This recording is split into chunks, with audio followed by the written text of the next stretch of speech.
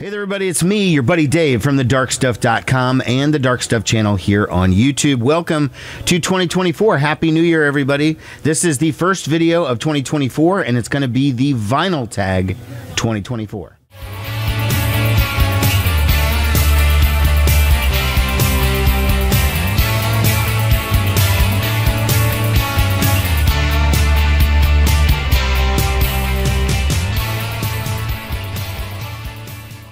Just because in the past there has been some confusion, there's been more than one version of these vinyl tags going around, so I'm doing the Rob Walker version. I'll put a link below, and I'll actually post the 20 questions down there in the description box. Favorite record you purchased in 2023? That would probably be this one here, Die Spitz, Teeth, although it's a double EP. The other side is The Revenge of Angeline. Die Spitz is a band from Austin, Texas. I discovered them this year when they opened for Amyl and the Sniffers at the Waiting Room. And I loved the show, just completely blown away by them. They're definitely heavily influenced by early 90s grunge. They sound a lot like the Nirvana Bleach album, Hole Pretty on the Inside, L7, that sort of stuff, which I love all of that. Okay, question number 2, the last record you bought in 2023, that would be this, Doomflower. Self-titled. This is an indie band from Chicago. I saw them on December 14th. They were one of the openers for the band Neva De Nova. I liked the show. Bought it from them at the merch table. Okay, question number 3. A band or singer who released 2 or more albums in the same year. That's pretty easy, actually. I was going to do Guided by Voices, but when I looked in my vinyl, I didn't have 2 successive ones. So we're going to go with the other obvious choice, and that's Kiss. Destroyer, Rock and Roll Over, both in the year 1976. Question number 4. If you could only listen to music from one decade, which decade would you choose? Now, this was very difficult because I was born in 71, so I was a teenager in the 80s, and that's kind of when you grew up. And that's mostly people choose that time when they were a teenager. However, I'm going to choose the 90s, which is I started at 19 to like 29. A myriad of reasons, but I just it has to be the 90s for me. Number 5, show a record or from a band or a singer from Manchester. Now, I had a lot of CDs of that. I was going to do The Fall. I was going to do Joy Division. I was going to do all this stuff, but I didn't have any of that on CD. So since it is Vinyl Tag, I went with the Bee Gees. Now, before you go, the Bee Gees, they're not from Manchester. Wikipedia says they're from Manchester, and they formed their first band there. So, I'm sorry. I'm calling the Bee Gees Manchester now. Question number 6. Which band or singer did you listen to the most in 2023? And, well, from, like, older bands, it would probably have been Kiss for sure. But as far as other stuff, Juniper, She Steals Candy. This was absolutely my most played album. It also happened to be my number 1 album for the year in my top 20 albums of 2023 video. So Juniper. Okay, number 7. Show 7 7-inch records. I pulled 7 at random. These are going to be shown in alphabetical order. Here's AC/DC, Nervous Shakedown, with Rock and Roll Ain't Noise Pollution on the back. All right, Calamity Jane, My Spit, and Miss Hell. These are Portland, Oregon band. Die Spitz would love these guys. Number 3, Guided by Voices, Bulldog Skin. The Jayhawks, She Walks in So Many Ways, Over My Shoulder on the back. Missing Persons, Words. Same picture on both sides. Number 6, Pavement, Cut Your Hair. Okay. And then the 7th one, for you Amy Mann fans out there, there's Till Tuesday, with their big song, Voices Carry, sorry. Okay, so number 8 was an interesting thought experiment. So who's coming to your party? Choose 4 music-related people to come to an imaginary dinner party, past, present, whatever, living, dead. Who would you invite? I decided to choose living people because dead people are pretty boring. And I chose number 1, David Lee Roth. That guy I find infinitely interesting. He's very manic and he talks all the time, so it might get a little annoying after a while, but it would be very entertaining at first. Number 2 would be Annie Clark, aka St. Vincent. I think she is extremely talented, favorite new artist of the 21st century, brilliant musician, and just an interesting person in general. The 3rd would be Thurston Moore from Sonic Youth. Just a fascinating person. Sonic Youth is one of my favorite bands of all time. Would love to pick his brain on any number of topics. And then the fourth one is Charlie Benante, the drummer of Anthrax. Now, that's probably, most people think that's would maybe be an unusual choice for me. I find that guy pretty fascinating. Now, I don't find drummers all that fascinating generally. It's no offense. But usually, they're not the most interesting person in the band. But in his case, the way Anthrax works, I didn't realize this until recently, Charlie writes the music for the songs. Even though he's the drummer, he writes the music. And then Scott Ian, the guitar player, writes the lyrics. Weird. Comes up with a lot of the art. He's a talented visual artist. So I think Charlie Benante would be pretty interesting. And his wife or girlfriend, I think it's his wife, is one of the singers of that band Butcher Babies. And she's smoking. Okay, number 9, we lost them. Choose one musician who passed away in 2023. Well, I decided to choose 2 because I couldn't really narrow it down. So the first one would be Van Conner from the Screaming Trees. Okay, that's kind of him in the distance. He was the bass player of the Screaming Trees. And then I also had to go with Blackie Onassis from Urge Overkill, Blackie O, because that is the namesake of my cat, Blackie O. I took her name, Blackie Onassis, from the guy from Urge Overkill, so rest in peace, Blackie O.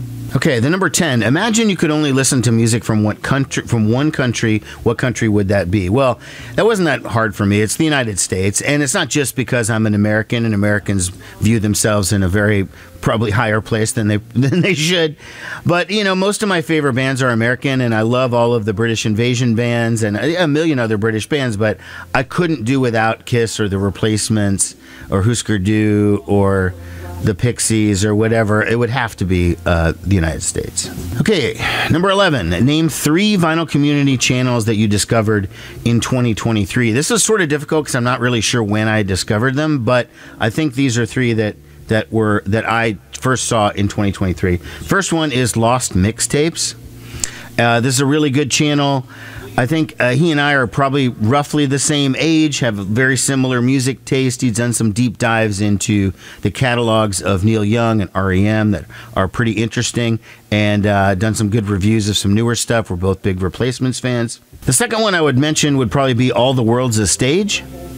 And he has a very, very vast knowledge of music from a lot of different periods. I don't know that he watches my channel too much because mine is more focused, I guess, on new music, but he just does seem to have like an encyclopedia-like knowledge of music and good communication, because whenever you comment, he always comments right back and everything. So All the World's a Stage is a good channel. And then the third one I would say is Embryonic Robot, which I recently discovered. And this is a Canadian member of the vinyl community. Our tastes don't totally align or whatever, but that's not, I mean, that doesn't have to be. It's part of what you like about YouTube is discovering different things. He's done a deep dive series on John Cale from the Velvet Underground, which I intend to check out because I'm a big Velvet Underground fan and Lou Reed fan, and I've always had trouble when it comes to John Cale. I just start to dip my toe in, and I'm like, I don't know. So I'm going to watch that series and see if I learned something about maybe where to go next in the John Cale thing. So those would be 3 channels that I would say. Okay, number 12, show a record you bought as a teenager. David Lee Roth, Eat 'em and Smile. Show a funk or soul record. This wasn't as easy as I thought it would be. Again, most of my stuff is on CD, but I got Stevie Wonder, Inner Visions. Okay, number 14, show a record that you think everyone has, and then show a record that you think nobody has, okay? So the one everybody has, Prince, 1999. I mean, I'm assuming everyone has this. This is such a massive album. And then the one I think nobody has would be Steel Wool, Simple Men Who Like Working with Their Hands.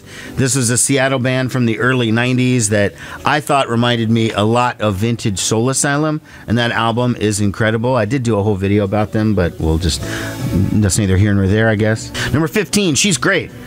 A record by a female artist you bought in 2023. Well, this isn't a totally female artist. This is a band with 3 of the 4 members are women, and this would be Prism Bitch. It's their album Perla. I caught them opening for Built to Spill probably last May or so, and was blown away by them. I bought the record, I bought a t-shirt. I just absolutely loved them. They were incredible. Prism Bitch. Number 16, a favorite video that you posted on your channel in 2023 and a favorite video you watched in the VC in 2023. So, okay, my favorite one, I guess, would probably be my Tim Let It Bleed box set review. Number one, because I thought it was done really well. Just to pat myself on the back, I thought I did the editing good, very informative. It did really well. It's got thousands of views. I thought it was excellent. And Bob Mayer, the official biographer of The Replacements, said that he called it a thoughtful review. Probably as far as the favorite video I watched in the VC, this was very difficult because I have a problem with short-term memory, and I don't know if people are technically in the vinyl community. I discovered a channel called Professor Sky's Record Review, and I don't know whether he considers himself to be part of the vinyl community, but he does talk about music on YouTube, and he does show records sometimes. So again, he's a professor, a French professor who talks mostly about hip-hop. I came across his channel because of a video called Just for Butthurt Boomers, ? Rolling Stones Hackney Diamonds Review.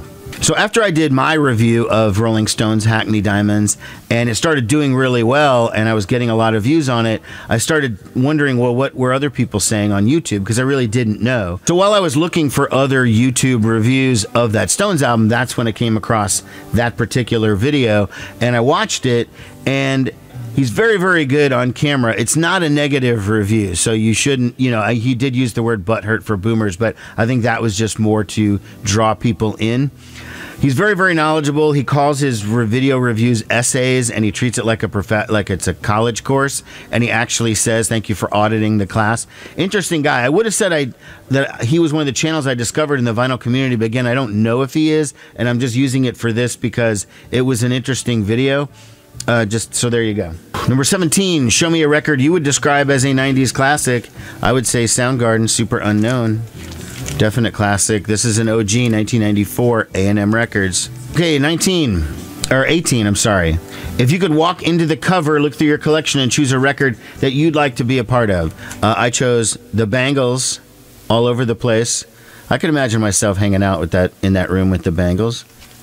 Wouldn't be very difficult for me to imagine that. Okay, number 19, it's like a greatest hits. Show a record you're so familiar with that it feels like a greatest hits, and that's Jane's Addiction, Nothing Shocking.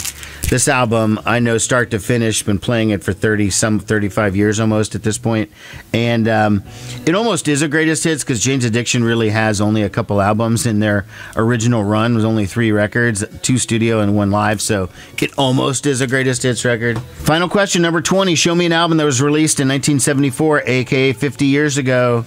Duh. I mean, come on. If you know me, you knew this is the one I was going to show. Kiss, the self-titled one, obviously. All right, thanks a lot for watching, everybody. If you're not already subscribed to me, please do. Thanks a lot. Happy New Year.